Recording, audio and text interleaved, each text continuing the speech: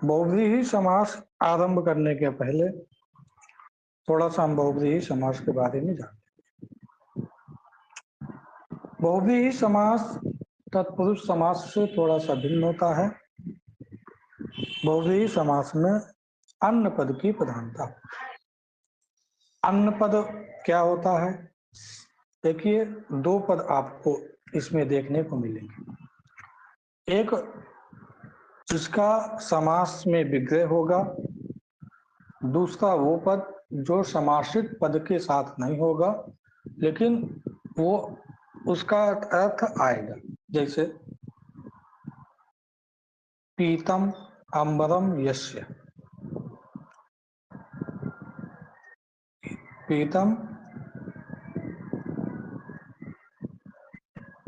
अंबरम यस्य। देखिए, वृत्ति घटक मतलब जो समास में पद हैं, पीत है, अंबर है और यश ये अन्न पद है। ये दोनों जो पद होंगे पीत और अंबर, ये अन्न पद में विशेषण। पीला है अंबर जिसका, ऐसा कौन होगा? पीतांबर होगा, भगवान विष्णु है। अतः पीतानि अंबराणि सन्ति यस्य, अतः पीतम अंबरम यस्य। आप ऐसा विग्रह कर सकते हैं और इसमें अन्न पद की प्रधान। इसके विग्रह में सामान्यतः जिन पदों के साथ हम विग्रह करते हैं वो पद प्रथमांत होते हैं। अन्न पद पीतम अंबरम यम येन यही यस्मै याभ्याम येभ्य यस्मात् यस्य येषाम यस्मिन् ययोः येषु आदि पद, ये सब पद विग्रह में ला सकते हैं। विग्रह करेंगे तो यस्य, येन, यस्मै, याभ्याम, ये सब अन्य पद में आए। लेकिन जो विग्रह में जो दो पद होंगे वह दोनों पद प्रथमांत पद होंगे। प्रथमांत पदों का अन्य पद के अर्थ में जब प्रथमांत पद विद्यमान होते हैं तो वहां पर जो समास होता है वह समास बहुव्रीहि समास कहलाता है। इसमें अब एक जगह सप्तमी विशेषणे बहुलम सप्तमी विशेषणे बहुव्रीहो यह सूत्र आएगा। यह सूत्र बताता है कि जो बहुव्रीहि समास होता है वह बहुव्रीहि समास आपको दो प्रकार से देखने को मिलेगा।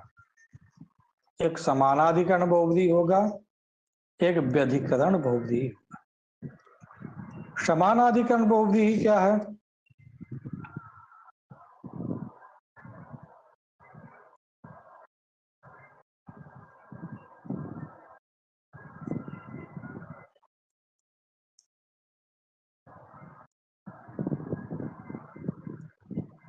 समानाधिकरण और दूसरा है व्यधिकरण।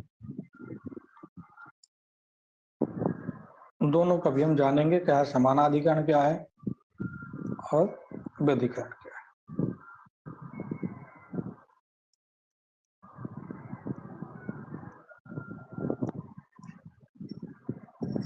समानाधिकरण का आप नाम से ही देख रहे होंगे कि समान है अधिकरण जिसका। जो दो पद होते हैं समसमान, जो दो पद होते हैं वह जब एक विभक्ति होते हैं वो क्या होता है? समानाधिकरण। जैसे रामः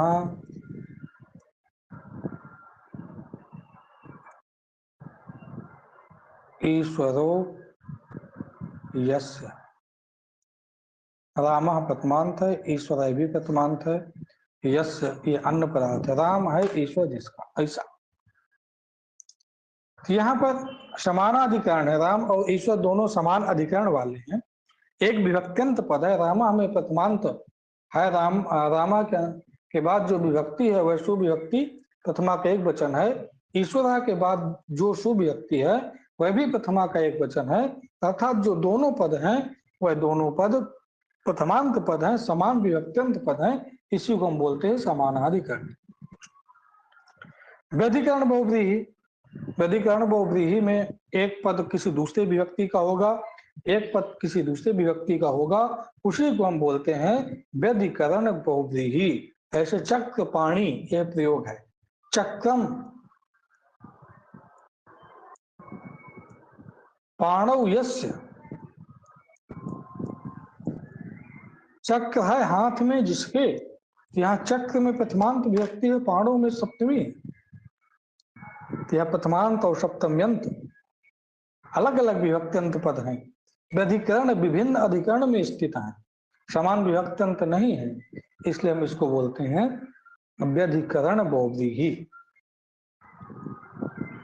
और इसके बाद लोक सिद्धांत में तो उसके सूत्र नहीं दिए गए, प्रयोग नहीं दिए गए, आप केवल जान लीजिए। सिद्धांत को हम भी पढ़ेंगे, उसमें आपको सूत्र भी मिलेंगे, वह प्रयोग भी देखने को मिलेंगे। एक तुल्य योग बहुव्रीहि होता है। तुल्य योग, तुल्य योग मतलब तुल्य का अर्थ है समान और योग का अर्थ है संबंध। तुल्य योग अर्थात समान संबंध जहां पे होता है, समान संबंध। जैसे पुत्रेण सह आगता पिता, पिता के साथ पुत्र आया, तो यहाँ पर भी जो सह शब्द के साथ समान, इसके साथ सपुत्रः, पुत्रेण सह पिता सपुत्रः, ऐसे प्रयोग बनते हैं। तो ये तुल्य योग बहुव्रीहि, ये भी आपको सिद्धांत कौमुदी में देखने को मिले। इसके बाद व्यतिहार बहुव्रीहि होती है। व्यतिहार का मतलब होता है, व्यतिहार का अर्थ होता है कि बदलना, एक दूसरे का काम करना, अदला बदली करना, उसको हम बोलते हैं व्यतिहार। जैसे केसा केसी, डंडा डंडी। केसा केसी मतलब कि वो उसने दूसरे का केस पकड़ा है, उसने उसका केस पकड़ा है। दो सामने लड़ रहे हैं, तो एक ने क्या किया, दूसरे का केस पकड़ लिया, उसने उसका केस पकड़ लिया है, दोनों एक दूसरे का केस पकड़ के लड़ाई, उसको हम बोलेंगे केसा केसी, डंडा डंडी, मुष्टा मुष्टि इत्यादि प्रयोग आपको वहां पर देखने को मिलेगा। एक और चीज हमको जो बहुव्रीहि समास में देखने को जानना चाहिए बहुव्रीहि समास पढ़ने, वह है तद्गुण संविज्ञान बहुव्रीहि और अतद्गुण संविज्ञान बहुव्रीहि। ये दोनों हमको जानना चाहिए कि तद्गुण क्या है, अतद्गुण क्या है।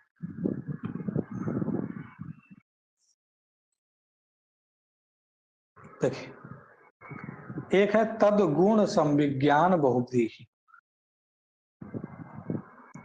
इसके लिए आपको इसमें लघु सिद्धांत में कोई सूत्र नहीं देगा, देगा तद्गुण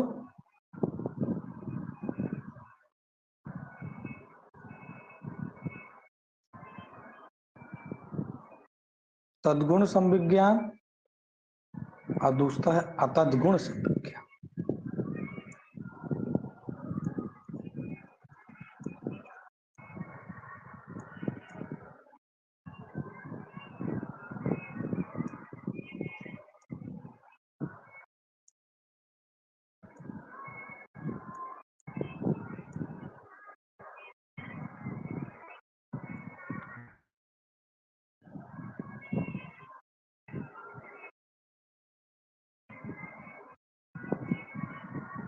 देखिए,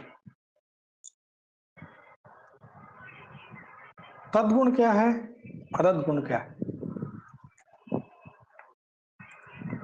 तद गुण, तद इसका नाम देखिए, ऐसे नाम होता है, उसके अनुसार ही गुण होता है। तद गुण संविज्ञान, जैसा उसका गुण है उसके अनुसार ही जानना। जैसा गुण है उसके अनुसार जानना मतलब कि देखिए, समास में हम विग्रह कहते हैं। समास में क्या होता है, विग्रह होता है। जो विग्रह में दो पद दिए जाते हैं, उन दोनों पदों का जो अर्थ होता है, उस अर्थ का यदि अन्य पद के साथ अन्वय हो तो उसको हम बोलेंगे तद्गुण संविज्ञान। यदि विग्रह में जो पद दिए गए हैं उन दोनों पदों का अन्य पदों के साथ अन्वय ना हो, उसको हम बोलते हैं अतद्गुण संविज्ञान बहुव्रीहि। जैसे पीतम अंबरम यस्य। अब यहाँ पर आपको विग्रह करके हमको जब समासिक पद बन जाएगा उस समासिक पद से मालूम चलेगा कि यह तद्गुण है कि अतद्गुण। देखिए पीतम, ये आपका विग्रह हो गया।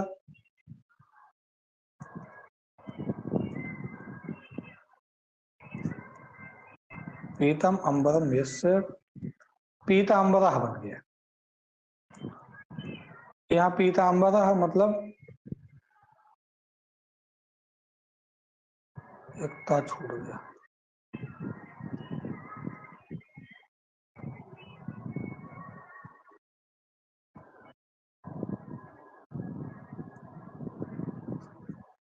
पीतांबरः बन गया। पीतांबरा मान लीजिए किसी व्यक्ति विशेष का नाम है, भगवान का नाम यहाँ पे नहीं। हमने बोला कि पीतांबरम आनय,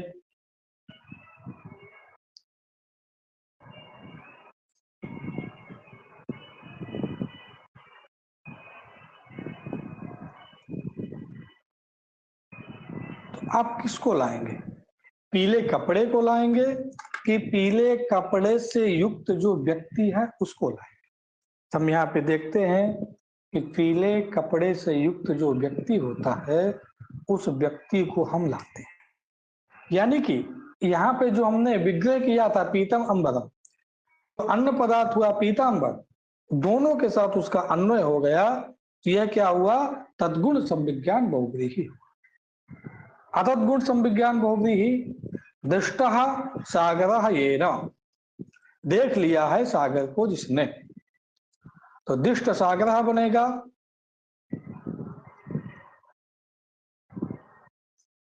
कोई पुरुष विशेष है तम आने, उसको लाइए, तो दृष्ट सागर को तो आप नहीं ला सकते।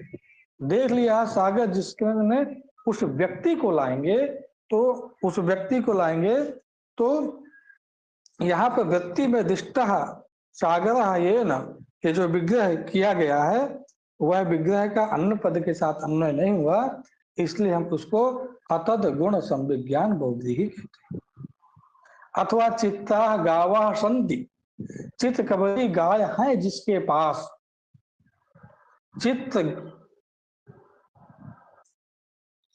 गु बनता है, चित्ता गावा संत यस चित्त गु, और चित्त गुम आने, तो यहाँ पे चित्त गुम आने में चित्ता गावा संति, चित्त कबरी गायों को नहीं लाएंगे, अपितु चित्त कबरी गायों के सहित पुरुष को नहीं लाएंगे, अपितु केवल पुरुष विशेष को लाएंगे। इसी को हम बोलते हैं अतद गुण संविज्ञान बहुव्रीहि।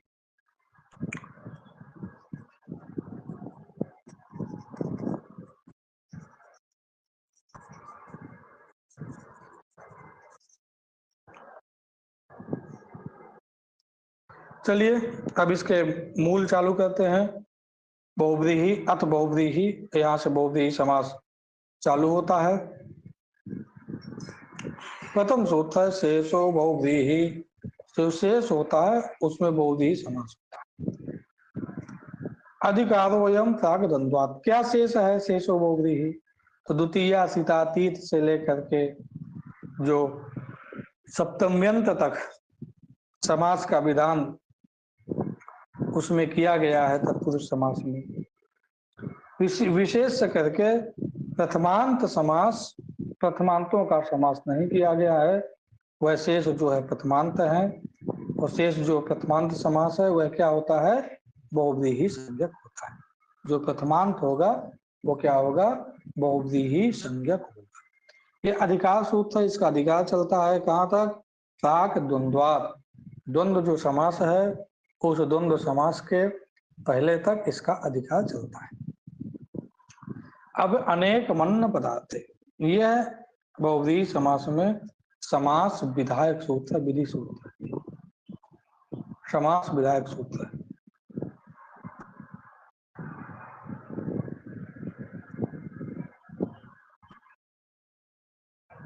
यानी कि यह क्या हुआ? एक विधि सूत्र होगा, विधान करेगा। ये क्या कहता है? अनेकम अन्य पदार्थ है, अनेकम प्रथमांतम, जो अनेक प्रथमांत होंगे, अन्यस्य पदस्य अर्थे वर्तमान, अन्य पद के अर्थ में विद्यमान रहेंगे। अनेक जो प्रथमांत है अन्य पद के अर्थ में विद्यमान रहते हैं, समस्यते उनका समास होता है, वह समास बहुव्रीहि समास कहलाता है। अनेक जो प्रथमांत हैं, अनेक जो प्रथमांत जो पद हैं, उन पद का जो अर्थ होगा वह अर्थ अन्य पदों के अर्थ में विद्यमान रहेगा। देखिए, अनेकम प्रथमांतम अन्यस्य पदस्य, अनेक जो प्रथमांत हैं अन्य पदों के अर्थ में जब वह विद्यमान रहते हैं वहां समास होता है, वह समास बहुव्रीहि समास कहलाता है। उसके बाद अग्रिम सूत्र आया सप्तमी विशेषणे बहुव्रीहौ। एक है सप्तम्यंतम विशेषणम च बहुव्रीहौ पूर्वम स्यात्। अब ध्यान दीजिए, सप्तम्यंत जो विशेषण वाची पद होंगे उनका पहले प्रयोग होगा। इन्होंने तो एक गजब बात कह दी। हम कहते हैं कि अनेक जो प्रथमांत अन्य पदों के अर्थ में जब विद्यमान रहते हैं तो उनका समास होता है, और ये कह रहे हैं कि जो सप्तम्यंत पद है, यदि विशेषणवाची सप्तम्यंत पद है तो उसका प्रयोग पहले होता है। अरे भैया, सप्तम्यंत का समास हमने कहा कहाँ है? हमने तो कहा है कि प्रथमांतों का प्रथमांत जो पद है जब अन्य पद के अर्थ में विद्यमान रहेंगे तब वहां पर बहुव्रीहि समास होगा।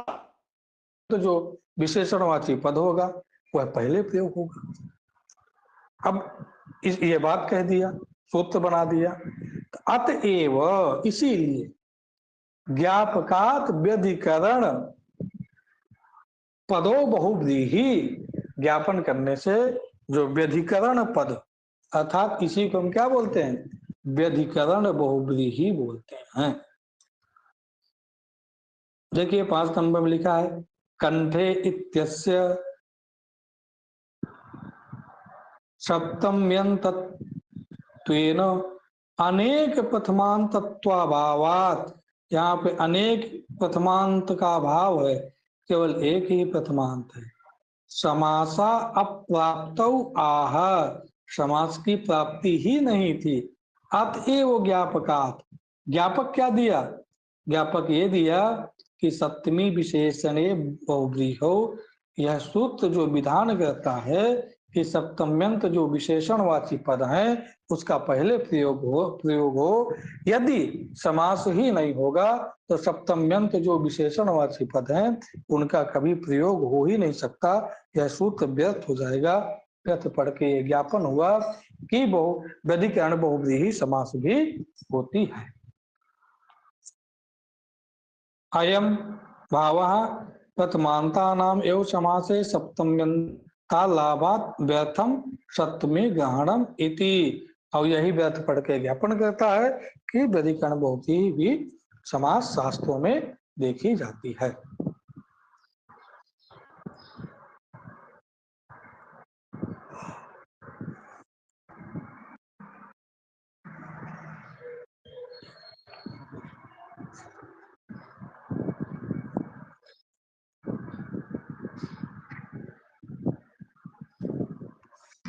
चलिए, फिर आगे है हलदंतात सप्तम्याः संज्ञायाम,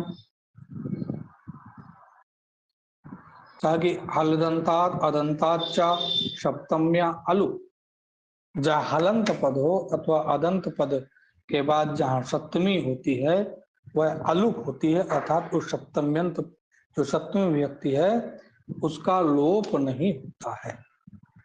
कंठे कालः, यह इन्होंने पहले प्रयोग बनाया।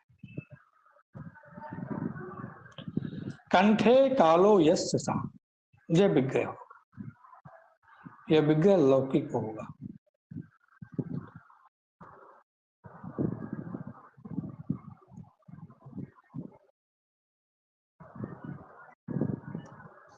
कंठे कालो यस्य सा, इसका जो अलौकिक विग्रह वाक्य होगा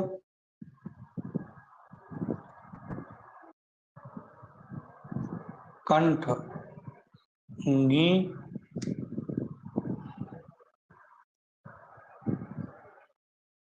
काल सु। अनेक मन्य पदार्थ है इस सूत्र के द्वारा। ज्ञापकात् समास हुआ, समासत्वात् प्राप्त संज्ञा, प्रातिपदिकत्वात् सुपो धातु प्रातिपदिकों से विभक्ति का लोप प्राप्त होगा। तो इस सु का तो लोप हो जाएगा, लेकिन इस गी का लोप नहीं होगा, क्योंकि हल दंतात सप्तम्या संज्ञायाम, ये सूत्र कहता है कि हलंत और अदंत से जो सप्तमी होती है उसका लुक नहीं होता, अलुक होता है जब किसी संज्ञा इस अर्थ में विद्यमान है। यहाँ संज्ञा अर्थ में विद्यमान है। कंठे काला यस्य, कंठे काला जो नीलकंठ महादेव इस संज्ञा अर्थ में विद्यमान है, और अदंत से पड़े सप्तमी है, इसलिए हो जाएगा, गी का लोप नहीं होगा। तो क्या बन जाएगा? कंठे बन जाएगा और काल बन जाएगा। इसके बाद पूर्व में एक सूत्र आया है, सप्तमी विशेषण बहुव्रीहि हो। सप्तम्यंत जो विशेषणवाची होता है बहुव्रीहि समास में, उसका पूर्व में प्रयोग होता है। तो जो कंठ है इसका पूर्व में प्रयोग हो गया, कंठे काल बन गया, और कंठे काल पूर्व में जो प्रातिपदिक संज्ञा हुई है उसी प्रातिपदिक संज्ञा को मान करके सुव्यक्ति आएगी और सुखयुक्त विसर्ग हो जाएगा, प्रयोग बन जाएगा कंठे कालः, यह प्रयोग सिद्ध हो जाएगा।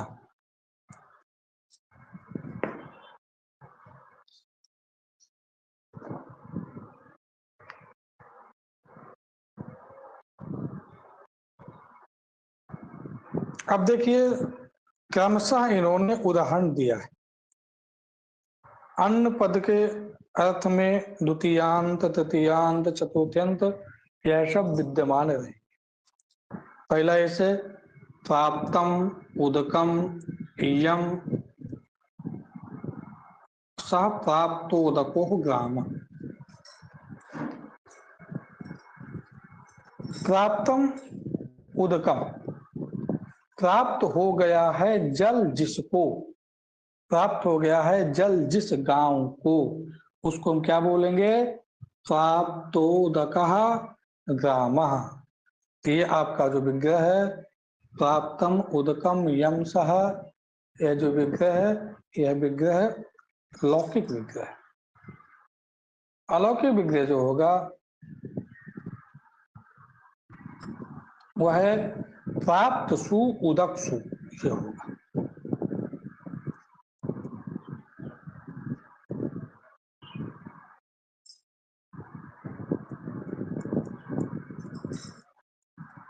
अनेक मन्य पदार्थ है, ये दोनों प्रथमांत है, अनेक प्रथमांत है।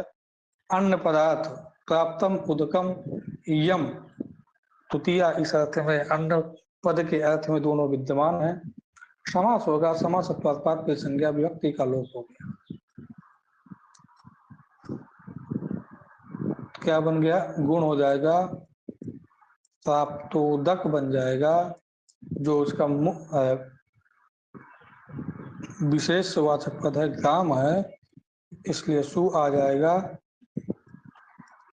सु का रुक्त विसर्ग हो जाएगा, प्राप्तोदकः, यह प्रयोग सिद्ध हो जाएगा।